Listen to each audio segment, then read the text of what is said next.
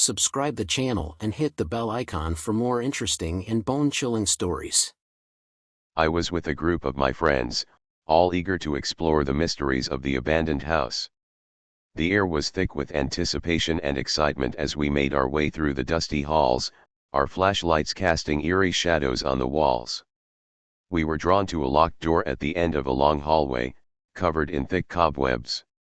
The rusty lock looked like it hadn't been opened in decades, but we were determined to see what was inside.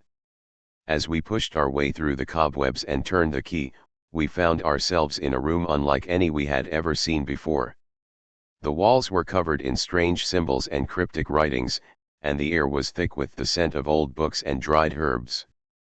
The tension in the air was palpable as we searched the room, feeling a sense of unease creeping over us. And then we found it, an old journal hidden beneath a pile of musty blankets. The journal belonged to a man named John, a recluse who had spent his days experimenting with dark magic and forbidden rituals. His words were chilling, his tales of summoning demons and invoking the dead leaving us all feeling on edge. As we read on, the room began to grow dark, and the symbols on the walls began to writhe and twist, as if they were alive. The air grew thick with the scent of sulfur and decay, and a voice began to whisper in our ears, urging us to join in the dark ritual. We tried to run, but the door was locked, and the room began to spin around us, the symbols on the walls turning into a vortex of swirling darkness. And then, the room was gone, and we found ourselves standing in a field of bones and ashes, surrounded by the wailing spirits of the dead. We realized too late that we had become pawns in John's twisted game, and that we would never escape his dark grasp.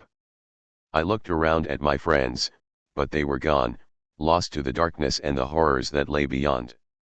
I was alone, trapped in a nightmare that I could never escape. I was now wandering through a forest, the eerie silence broken only by the rustling of leaves. I stumbled upon an old cabin, and as I peered inside, I saw something that made my blood run cold. John was there, alive and well, his eyes glowing with a dark energy.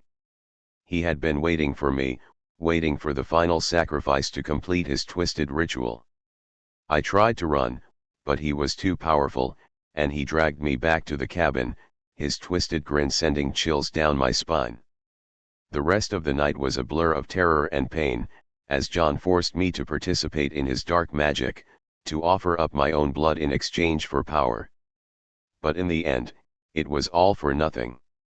The ritual failed, and John was consumed by the very darkness he had tried to control.